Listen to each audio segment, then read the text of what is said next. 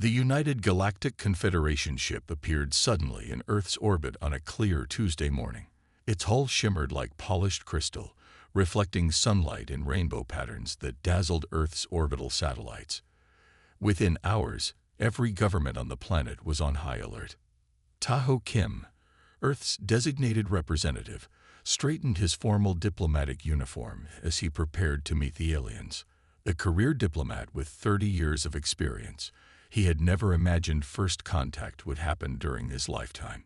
Now he stood in a hastily prepared meeting room at the United Nations headquarters, waiting for beings from another world. The aliens entered with grace that seemed almost rehearsed. Their leader stood nearly 7 feet tall, with blue-tinted skin and 4 arms that moved in perfect coordination. "We are the United Galactic Confederation," the translator device announced in a flat voice. "We bring greetings from 500 worlds." Tahoe bowed slightly. "Earth welcomes you with open arms and minds." The initial meetings went well. The aliens explained that their confederation spanned much of the galaxy, with member species living in peaceful cooperation for thousands of years. They had observed Earth for decades before deciding humans were ready for contact. "We invite humanity to join our collective," the alien ambassadors said, "though we must acknowledge our concerns about your species' tendency toward conflict." Tahoe smiled diplomatically. "Every civilization has its growing pains. Humans have made great progress toward peace." But as negotiations continued over weeks, the true nature of the offer became clear. The Confederation wasn't offering equal membership. They were offering supervised containment. "Your species will not be permitted to establish colonies beyond your solar system for at least 200 years, the alien representative explained during the 4th week of talks. "Your military vessels will be limited in size and armament. Any technology we share will be carefully controlled." In a private meeting room, Earth's leaders argued bitterly. "They're treating us like children," General Ju Park said, his face red with anger. "Or like animals they don't trust," added Defense Minister Hyun Woo Choi. Tahoe tried to negotiate better terms, but the Confederation remained firm. "Your species has fought 3 world wars. Your entertainment glorifies violence. Your resources go to weapons rather than advancement. These restrictions are for the greater good." On the final day of negotiations, Tahoe could no longer hide his frustration. "These terms are unacceptable. You claim to offer partnership while imposing chains." The alien ambassador's 4 arms moved in what might have been their equivalent of a shrug. "The terms are standard for species at your development stage. Accept them or remain isolated. The choice is yours." Earth's governments reluctantly signed the agreement. The alternative, rejection of the galactic community and its technological benefits, seemed worse. But behind closed doors, plans were already forming. 3 days after the Confederation ship departed, Tahoe met with General Ju and 5 other military leaders in a secure facility buried deep beneath the Pacific Ocean. "They think we're dangerous animals to be caged," Tahoe said, looking at each person around the table. "Perhaps it's time to show them they're right." General Ju nodded. "The restrictions allow for defensive vessels within our system. They never specified how large or powerful such vessels could be." Defense Minister Hyunwoo spread blueprints across the table. Project Thunderstorm, a battleship unlike anything humanity has built before, incorporating everything we know about warfare and everything we can learn from studying Confederation technology. "They won't expect it," said Admiral Yoonji Lee, the youngest person in the room. "They think we're primitive and predictable." "How long?" Tahoe asked. 20 years to develop the technology. Another 40 to build in secret." General Ju looked around the room. "This goes beyond our lifetimes. It's a project for our children and grandchildren." Tahoe stared at the blueprints. The ship looked like a metal predator, designed not just for defense, but for war on a scale humanity had never attempted. "Begin immediately," he ordered. "If the Confederation won't respect us as equals, they'll learn to respect our strength." As they left the meeting, Admiral Yoonji caught up with Tahoe. Do you think we'll ever need this weapon? Tahoe looked at her, his expression grim. A galaxy that treats newcomers as threats rather than partners is hiding something. I don't know what, but I'm certain that one day, humanity will need to protect itself, not just from the Confederation, but from whatever they're afraid of. Little did they know that 80 years later, the Exorthak would emerge from the darkness beyond known space, and Earth's secret project would become the galaxy's last hope. 80 years passed since Earth's first contact with the United Galactic Confederation. Most humans who remembered the original treaty had died, but the restrictions remained. Earth had developed within its solar system, building orbital habitats around Mars and mining operations in the asteroid belt, all under the watchful eyes of Confederation observers. Director Minja Lee stood at the window of his office on Luna Base, looking at the blue sphere of Earth. At 63, he had spent his entire career overseeing Project Thunderstorm, the secret battleship built inside an asteroid in the outer solar system. His grandfather had been one of the original planners, and Minje had inherited both the position and the distrust of the Confederation. His assistant entered without knocking, face pale. "Sir, urgent transmission from Confederation headquarters." Minje turned, surprised. The Confederation rarely communicated directly with human authorities. "Put it through." The holographic display showed a Confederation representative, but not the usual calm, superior alien diplomat. This one's skin was ashen, its forearms moving in agitated patterns. "Director Lee, I bring grave news. The Confederation is under attack by a species called the Exorthak. They have destroyed 3 core worlds and half our defense fleet." Minje kept his expression neutral. "I'm sorry to hear this. How does it concern Earth?" "We request Earth's assistance. Human military thinking may provide insights our strategists lack." Minja almost laughed. "For 80 years, you've restricted our military development and treated our aggressive tendencies as a disease to be contained. Now do you want our help?" "The situation is desperate. The Exorthak are unlike any threat we've faced in 10,000 years." "Send me the battle records," Minja said. "I'll consult with our military leaders." After reviewing the footage, Minja called an emergency meeting. The Exorthak were serpentine creatures with advanced biotech ships that overwhelmed Confederation defenses through sheer aggression and numbers. The peaceful Confederation, which hadn't fought a real war in millennia, was being systematically destroyed. Admiral Jae-in Cho, commander of Earth's Space Defense Force, looked grim. "The Exorthak will reach our solar system within months at their current pace. The Confederation forces are pathetic," General Suyang Kang added. "They've forgotten how to fight." Minje nodded. "Is Thunderstorm ready?" "Fully operational for 3 years now," Jae-in confirmed. "Crew trained and ready." 3 days later, a larger Confederation delegation arrived at Luna Base. Their spokesperson was visibly shaken. "4 more systems have fallen. We need immediate assistance." Director Minja led them to a conference room where Earth's military leadership waited. The aliens looked surprised at the human military uniforms, unused to seeing humans embrace martial identity so openly. "You restricted our development and labeled us barbarians," Minja said coldly. "Yet now you need our barbarism." "We admit our error in judgment," the alien said, 4 arms spread in supplication. "The Confederation has grown complacent. We need your help." "What exactly are you asking for?" asked General Suyang. "Military advisors, perhaps a few of your defense vessels." Minje exchanged glances with his colleagues.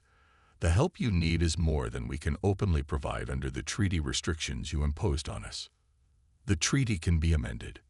"Too late for that," Minje interrupted. "The Exorthak will be here before any new agreement could be implemented." On the main screen, a red alert flashed. Admiral Jae-yun checked the message and looked up, face grim. "Orthak scout ships have been detected entering the Kuiper Belt. They'll reach Earth in 2 weeks." The Confederation delegates froze in panic. "So soon? Our reinforcements won't arrive for months." Minje stood up. It seems Earth must defend itself, with or without your help. But your defense forces are no match for them, the alien protested. Minje smiled for the first time. Who said anything about our standard defense forces? Later that day, Minje sat alone in his office with a direct line to the asteroid base in the outer solar system. Activate Project Thunderstorm, he ordered. This is not a drill. Throughout the hidden facility, lights flashed and sirens blared. Inside the hollowed-out asteroid, the massive battleship hummed to life. At 5 kilometers long, bristling with weapon systems deemed primitive and excessively destructive by Confederation standards, the HS Thunderstorm represented 80 years of humanity's determination not to be caught defenseless. Commander Doyan Kang, chosen years ago to lead the Thunderstorm, addressed his crew of 3,000. This is the moment Project Thunderstorm was created for. Humanity faces an enemy intent on destruction, and we are Earth's shield and sword. As the asteroid's massive doors opened, revealing the void of space, the Thunderstorm's engines glowed bright blue. Do-Hyun felt a strange mix of dread and anticipation. Humanity had built this ship, hoping never to need it. Now, the galaxy would witness what humans could do when threatened. All stations report ready, his first officer announced. Take us out, Do-Hyun ordered. Set course to intercept the Torthak fleet. The Hess Thunderstorm emerged from its hidden asteroid base, solar light gleaming off its dark metal hull. Unlike the smooth, elegant ships of the Confederation, the Thunderstorm was angular and intimidating. Its front section resembled the head of a predator, with sensor arrays that looked like eyes. Weapon ports lined its sides like teeth. Admiral Do-Hyun Kang stood on the bridge, watching his crew work with practiced efficiency. 8 decades of preparation had created a team ready for this moment, though none had expected it would come. Status report, Do-Hyun ordered, his voice steady despite the weight of responsibility. All systems functioning at optimal levels, reported Lieutenant Subin-Yoon from the tactical station. Railguns charged, missile silos ready, nuclear warheads armed and secured. The Confederation representative on board, Ambassador Terran, flinched visibly at the mention of nuclear weapons. Your species still uses atomic weapons. The Confederation banned such devices millennia ago. Do-Hyun turned to the blue-skinned alien. You're on a human vessel now. We use what works. The Thunderstorm accelerated toward the edge of the solar system, where Exorthak scout ships had been detected. It moved faster than any ship the Confederation had ever built, its engines pushing the limits of physics. Admiral, called Communications Officer Mina Park, we're receiving a transmission from the Confederation support vessel. The main screen showed a Confederation captain, his 4 arms moving nervously. Human vessel, we advise caution. Our scans show Exorthak ships are more numerous than initially reported. Perhaps we should wait for reinforcements.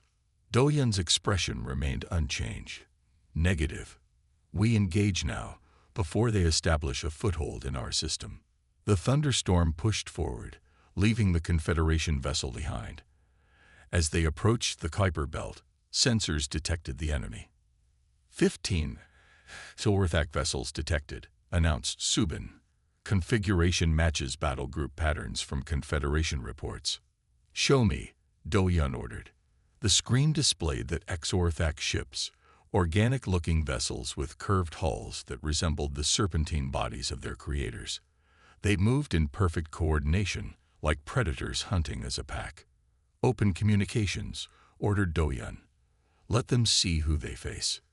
The main screen flickered, revealing the Exorthak commander. The alien resembled a cobra with arms, its scaled skin a mottled green-black. Its vertical pupils narrowed as it regarded the humans. You are not Confederation. The translator rendered its hissing speech. What species dares to challenge that Exorthak advance? I am Admiral Do-Hyun Kang of Earth. This is the HSS Thunderstorm. You have entered human territory. Withdraw immediately. The Exorthak commander's mouth opened in what might have been laughter. Earth, The primitives the Confederation keeps leashed. This will be brief. The communication cut off. Ambassador Terran stepped forward, clearly alarmed. Admiral, Shorthak battle groups have destroyed everything they've encountered. We should retreat and... We attack. Do-Yun interrupted. Tactical, target the lead vessel. Show them what primitives can do.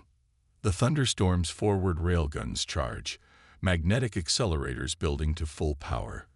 When they fired, there was no beam of light, no energy blast like Confederation weapons.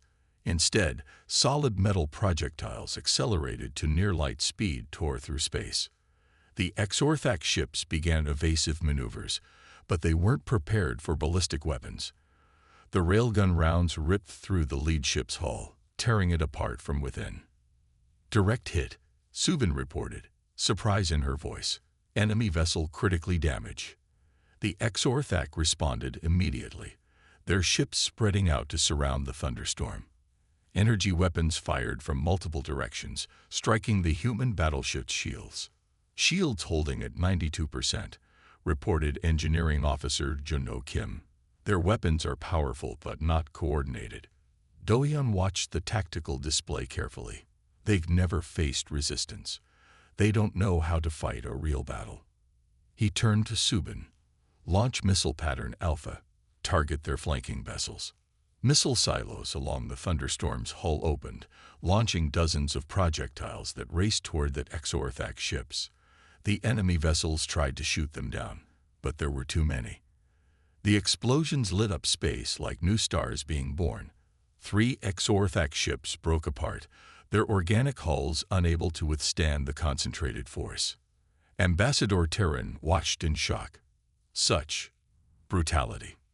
This is war, Do-Yun replied simply. Humanity remembers what the Confederation forgot. The battle continued for 2 hours. The thunderstorm moved like a dancer despite its size, turning to present its strongest shields, firing weapons from multiple angles. The crew worked in perfect coordination, anticipating orders before they came.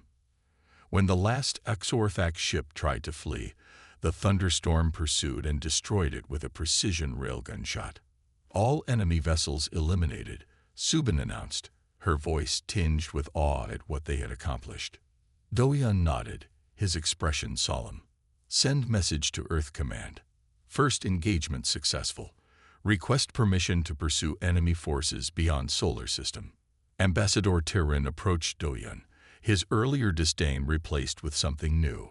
Respect mixed with fear. In thousands of years, I've never seen combat like this. Your people built this ship in secret, all these years. We built it because we knew someday we would need it, Do-Yun answered. The Confederation forgot how to fight.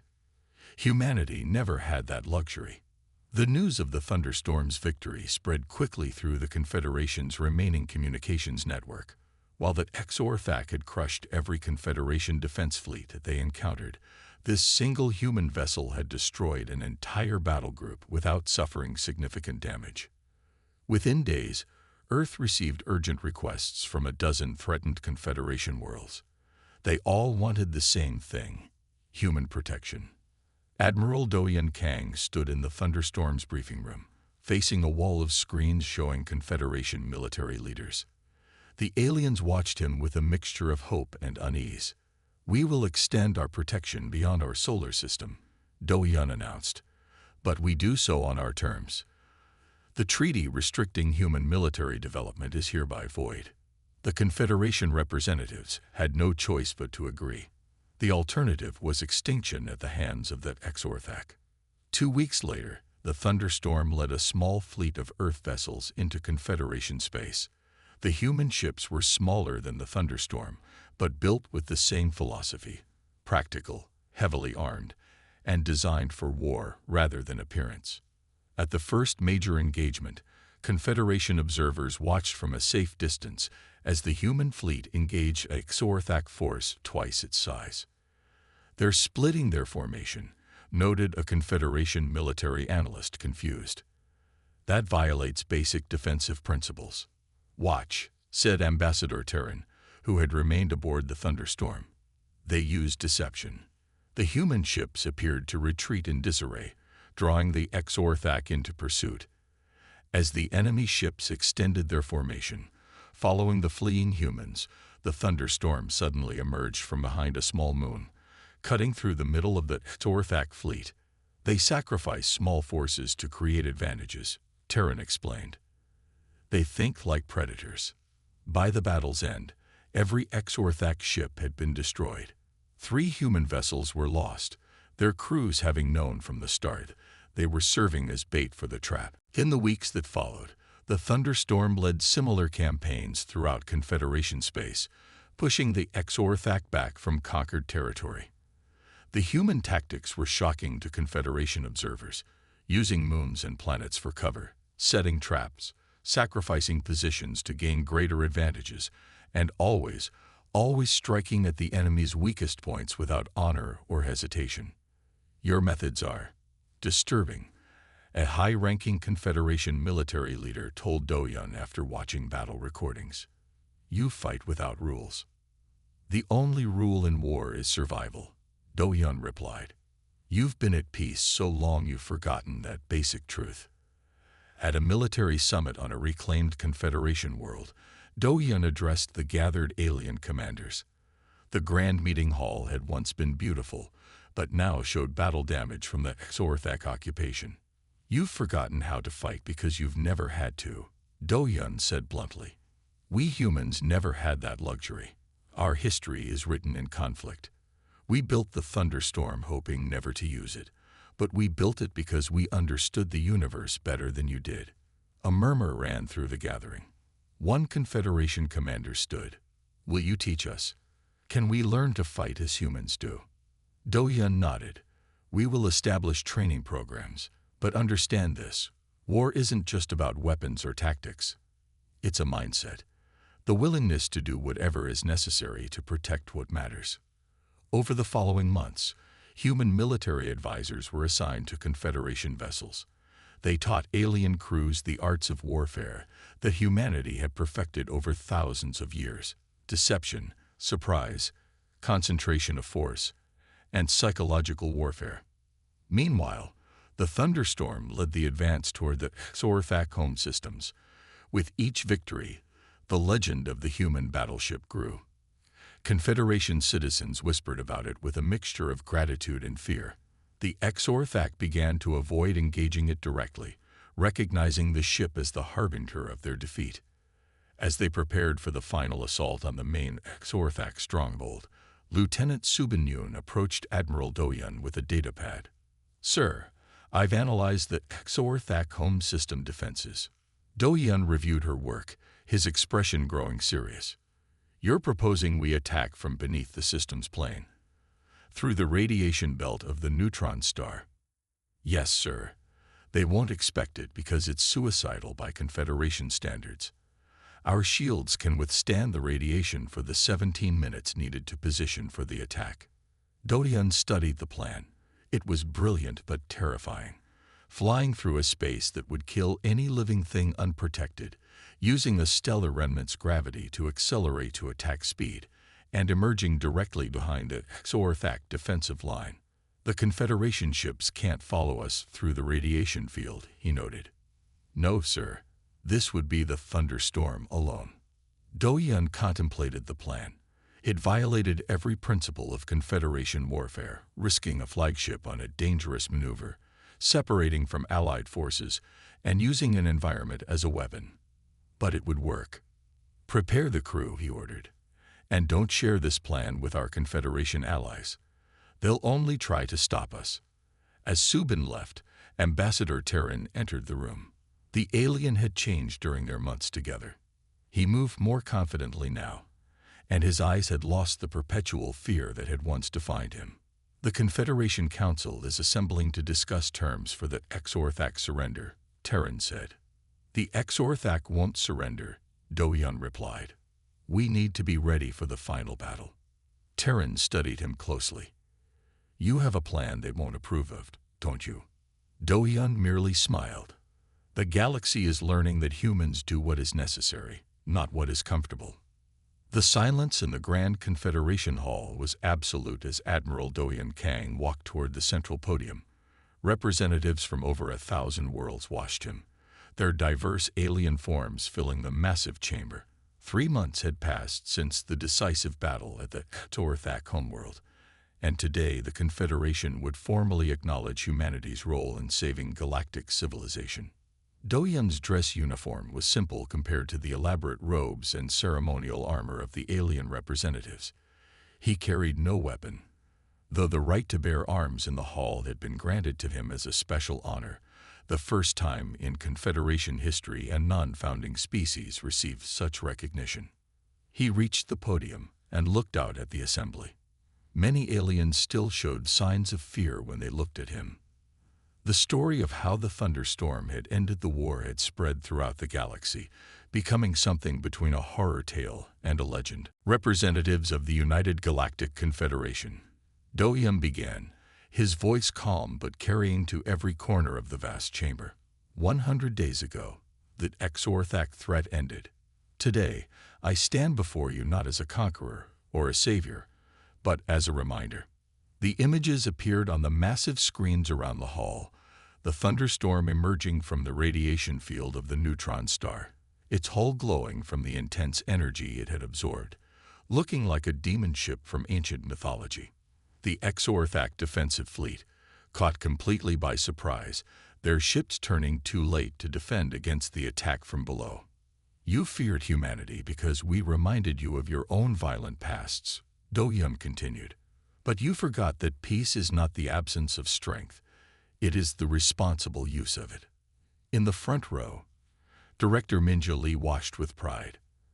At his side sat Subin Yoon, recently promoted to captain and given command of the Confederation's first new warship built using human designs. The thunderstorm was not built to conquer, Doyen said. It was built to protect. Humanity never wanted war. We simply understood that the universe contains threats that cannot be negotiated with. The High Council leader of the Confederation rose, her long, elegant form towering over even the tallest attendees. Admiral Kang speaks truth that we have forgotten, she announced.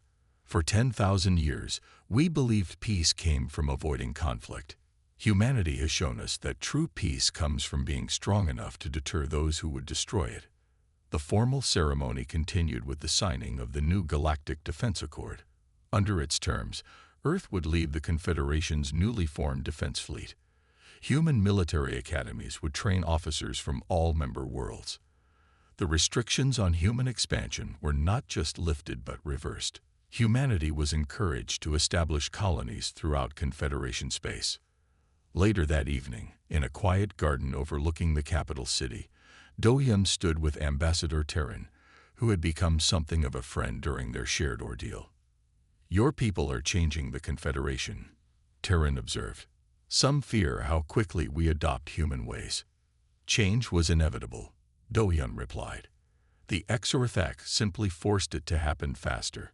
There are rumors that other threats exist beyond known space, Terran said quietly. Threats perhaps worse than the Exorthak. Doyen nodded. All the more reason for the Confederation to remember how to defend itself. In the following years, humanity's influence spread throughout the galaxy. The silhouette of the thunderstorm became the emblem of the new defense fleet, appearing on uniform patches and ship insignias. The battleship itself became a training vessel, where officers from 1,000 worlds learned the skills that had nearly been lost to the Confederation. 5 years after the war's end, Captain Subin Yoon stood on the bridge of her own ship, the Peacekeeper, watching as a new class of cadets boarded for their first training cruise. The vessel was smaller than the Thunderstorm, but incorporated many of its innovations, along with Confederation technology that humans had once been denied access to. Her first officer, a tall alien from a core Confederation world, approached with a datapad. The new defense satellites for the Taurian system are ready for deployment, Captain. Subin reviewed the information and nodded. Proceed with installation. Make sure the local government understands the maintenance procedures. Yes, Captain. May I ask a personal question? Of course. Do you think we'll need these defenses? The Exorthak are contained, and no other threats have emerged. Subin smiled slightly. My grandfather told me stories about the first Confederation contact with Earth, how they treated us as dangerous children to be contained. Now I understand they weren't entirely wrong. Humans are dangerous. But that danger is what saved the galaxy. She looked out at the stars visible through the viewport.